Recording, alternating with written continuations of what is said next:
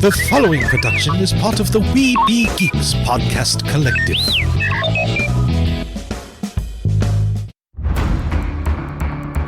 From days long ago, from uncharted regions of the universe, comes a legend. The dream that came through a million years, that lived on through all the tears. It came here, the Fandom Nexus. Fabulous secret powers were revealed to our host as he plugged in his microphone. I have a podcast! Here he is, your Spider-Pan, Jeremy.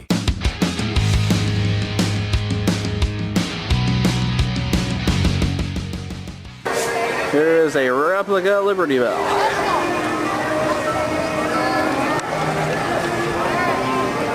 With a fake crack.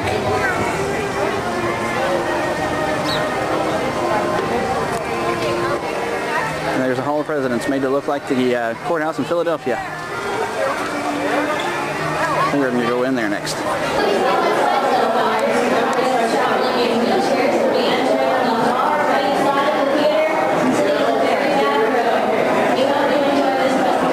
Upside down, but there it is.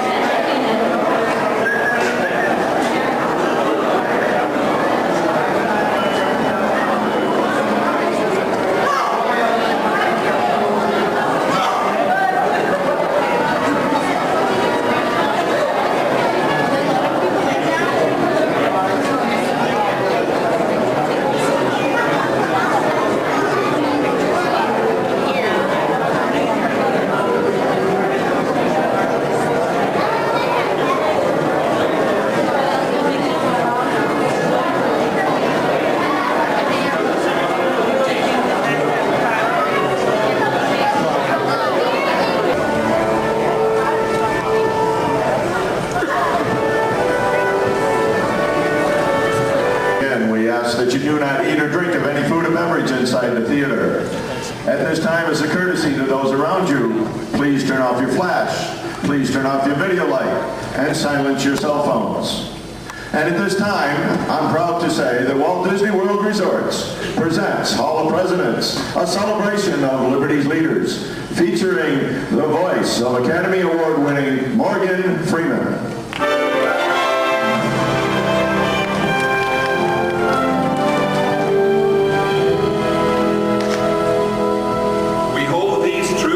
Self-evident that all men are created equal, that they are endowed by their Creator with certain inalienable rights, that among these are life, liberty, and the pursuit of happiness. Almost 250 years ago in Philadelphia, a dream was born.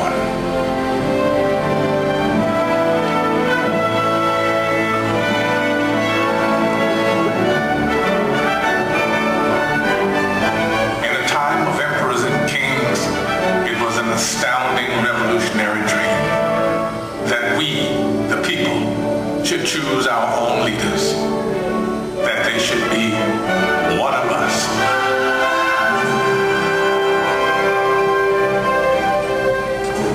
This was a dream born of fire, safeguarded by sacrifice during a brutal winter at Valley Forge. Yet it was a dream that was almost over before it had truly begun. The war for independence had left the American colonies bankrupt. Leaders argued, unpaid troops rebelled, and some even cried out for a return to monarchy, and for General George Washington to be crowned King of America. But the man who had led an army of farmers to victory over the mighty British Empire made it clear that the only title he desired was citizen of the United States of America. I am at a loss to conceive what part of my conduct could have given encouragement to an idea which to me seems the greatest mischief that can befall our country. If you have any regard for yourself, banish these thoughts from your mind.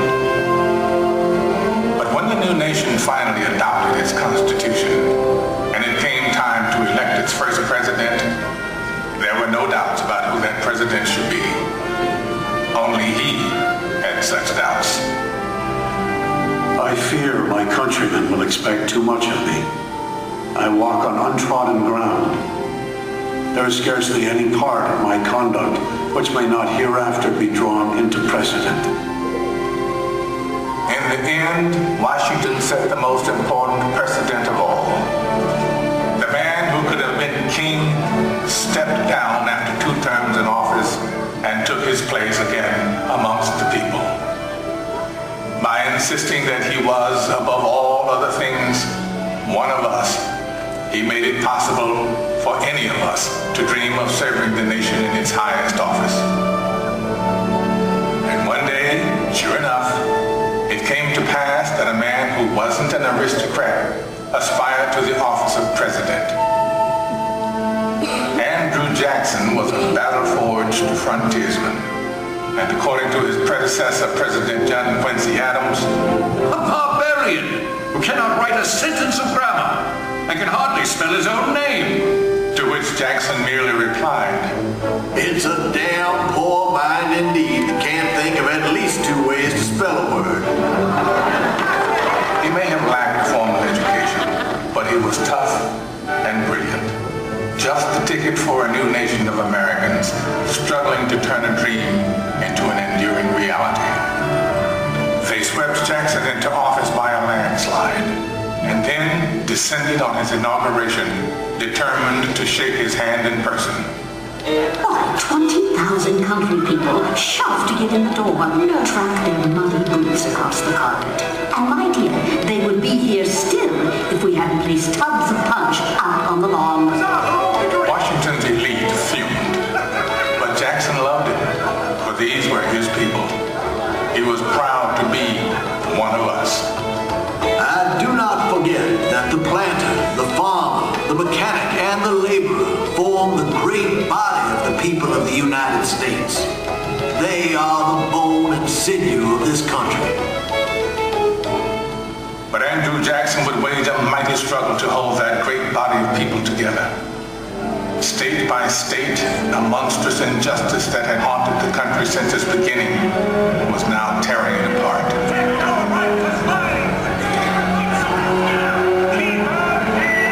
As civil war threatened, we searched deep in our heartland for a leader equal to the ordeal ahead. It was perhaps a vindication of the American dream that we found a plain-spoken, self-taught lawyer from Illinois whose campaign platform could be summed up in 5 simple words. All men are created equal. I say this government cannot endure permanently half slave and half free. A house divided against itself cannot stand. Abraham Lincoln's words touched the hearts of reasonable men.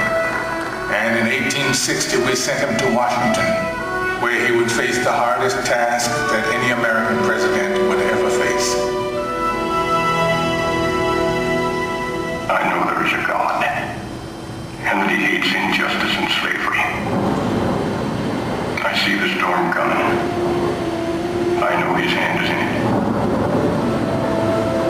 If he has a place, work for me. And I think he has. I believe I'm ready. I am nothing. But truth is everything. And with God's help, I shall not fail.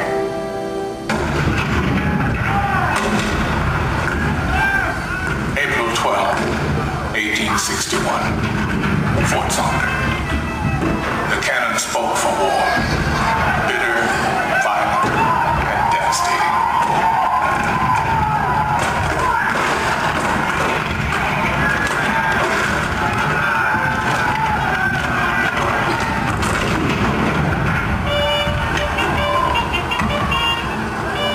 The blood of 500,000 Americans was shed in the dark days of our Civil War.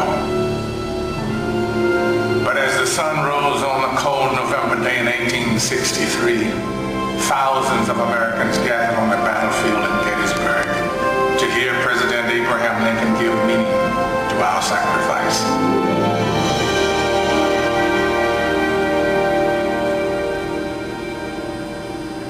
407 years ago, our fathers brought forth on this continent a new nation, conceived in liberty and dedicated to the proposition that all men are created equal. Now we are engaged in a great civil war, testing whether that nation or any nation so conceived and so dedicated can long endure. We are met on a great battlefield of that war. We have come to dedicate a portion of that field as a final resting place for those who here gave their lives that that nation might live. It is altogether fitting and proper that we should do this. But in a larger sense, we cannot dedicate, we cannot consecrate, we cannot hallow this ground. The brave men, living and dead, who struggled here, have consecrated it far above our poor power to add or detract. The world will little note, nor long remember what we say here, but it can never forget what they did here. It is for us, the living, rather, to be dedicated here to the unfinished work which they who fought here have thus far so nobly advanced. It is rather for us to be here dedicated to the great task remaining before us, that from these honored dead we take increased devotion to that cause for which they gave the last full measure of devotion. That we here highly resolve that these dead shall not have died in vain, that this nation, under God, shall have a new birth of freedom, and the government of the people, by the people, for the people, shall not perish from the earth.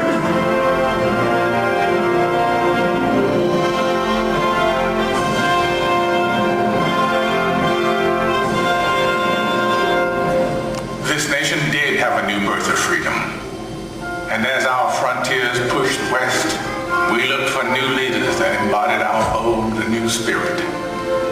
Leaders like Theodore Roosevelt, born to wealth and privilege, but imbued with the spirit of the American frontier. He rode with cowboys and led his rough riders up San Juan Hill during the Spanish-American War. This kind-hearted, tough guy fought against monopolies and for the working class. We called him Teddy. Anything else would have been far too formal.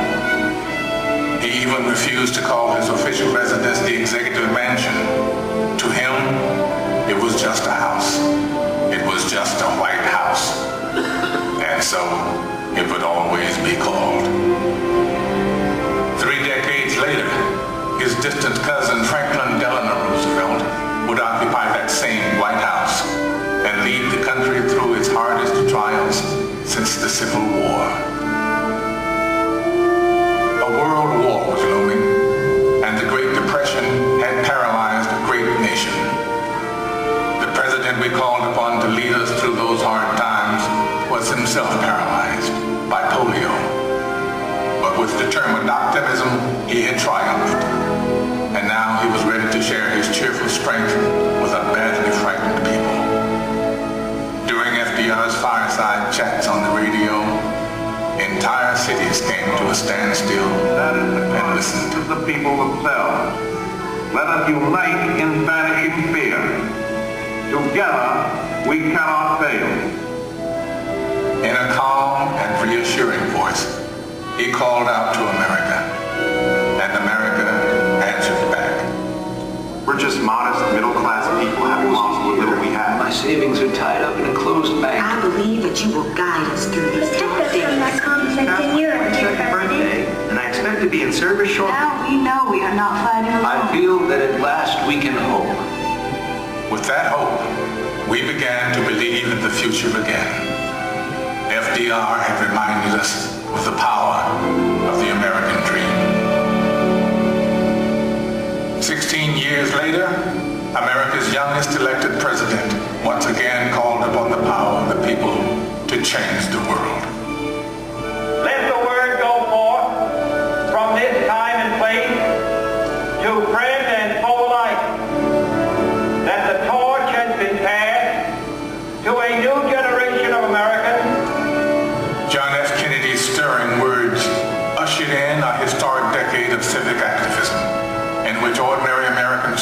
to right old wrongs and chart new frontiers of possibility. It has always been the role of presidents to remind us of our roots, to call us to the future. In their best moments, they speak words that are already there in our hearts, especially in times of tragedy. All I have, I would have given gladly not to be standing here today. We mourn 7 heroes. We mourn their loss as a nation together. You have lost too much, but you have certainly not lost America. For we will stand with you.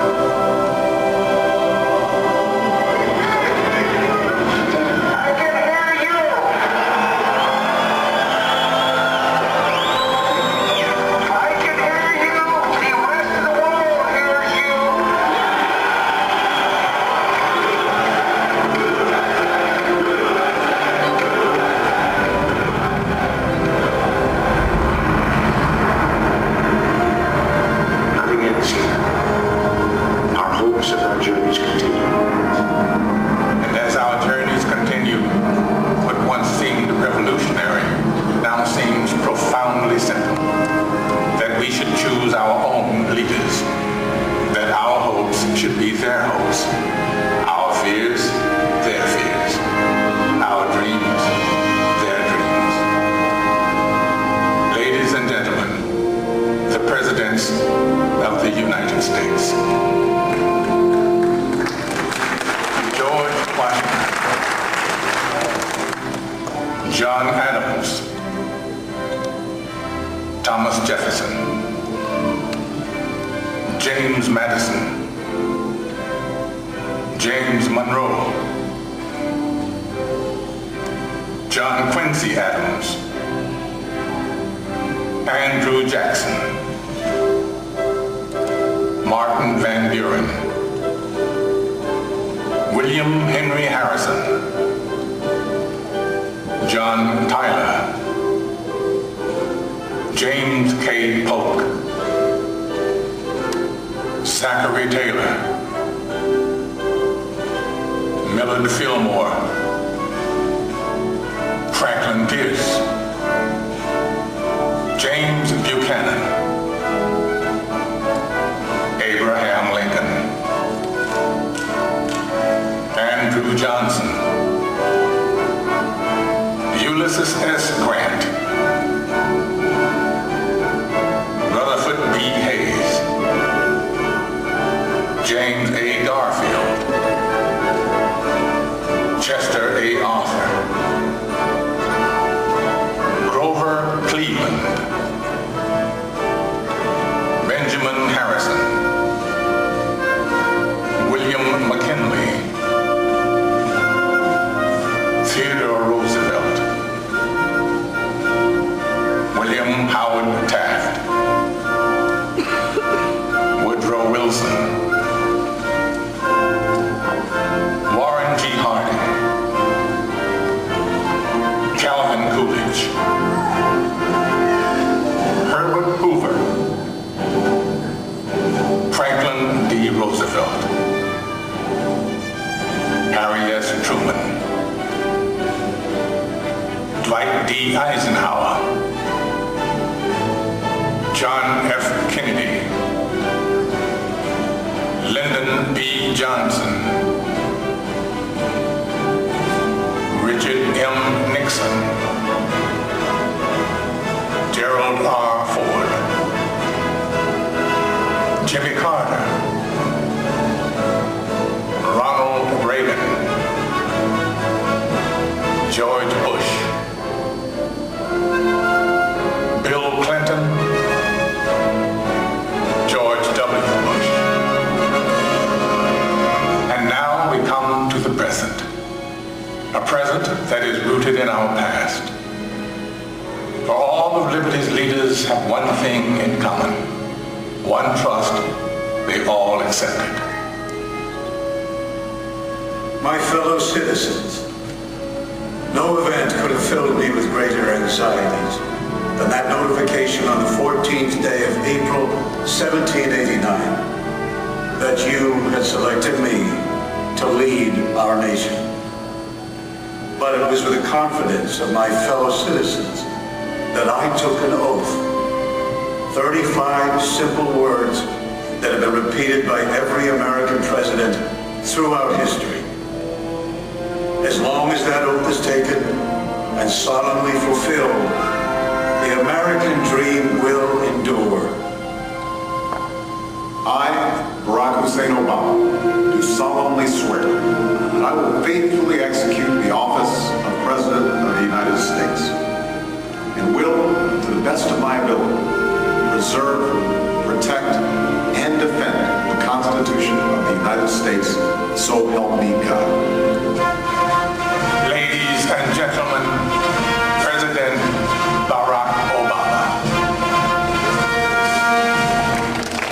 The American dream is as old as our founding, but as timeless as our hopes. It is reborn every day in the heart of every child who wakes up in a land of limitless possibilities. In a country where we the people means all the people. We may come from different places and believe different things, but what makes us American is a shared spirit, a spirit of courage and determination, of kindness and generosity. It is a spirit grounded in the wisdom of the generations that have gone before us, but open to the unimagined discoveries and possibilities on the horizon that lies ahead. Let us enjoy it, cherish it, defend it, and pass it on to our children as the bright and beautiful blessing it is. This enduring American dream.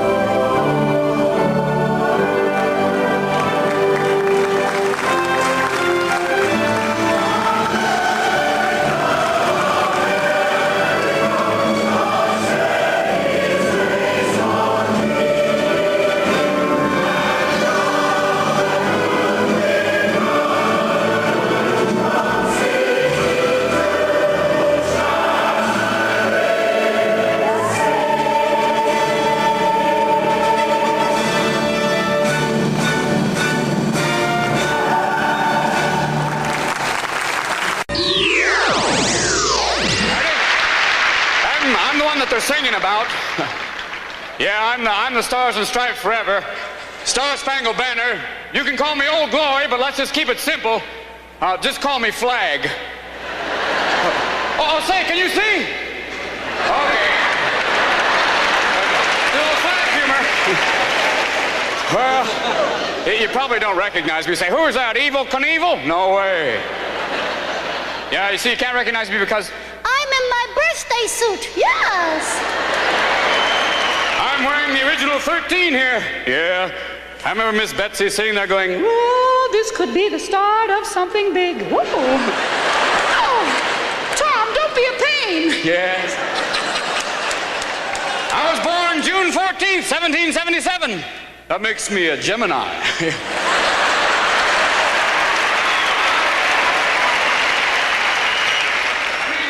Unpredictable, crazy.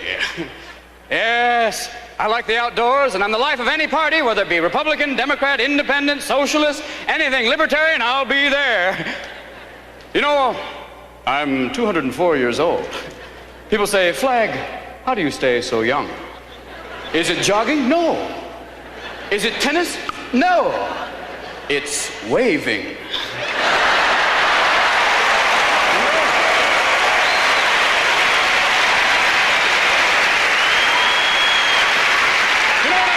You know, we're talking about billowing, furling, and unfurling.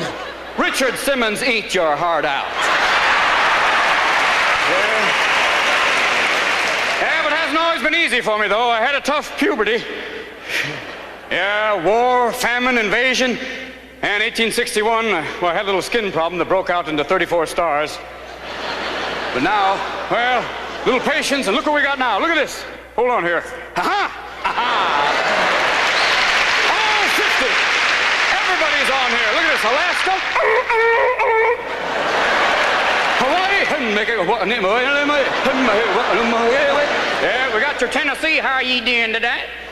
Here's Vermont. You can't get there from here. Oh, and there's California. For sure, totally. Like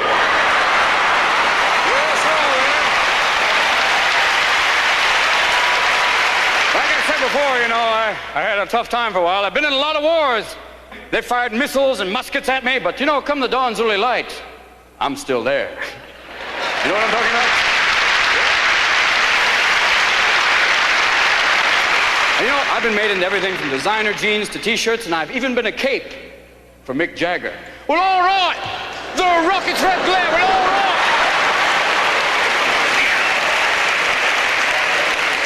But people haven't always been respectful to me. Sometimes it's been tough. There have been some people try and spit on me, trample me, burn me. Foreigners and occasionally some Americans too, but I don't let it get me down because I'm not a stay-at-home kind of flag. You know, I've been to Europe. I've been to both North and South Pole. I was at Iwo Jima. Recently, I've even been to the moon.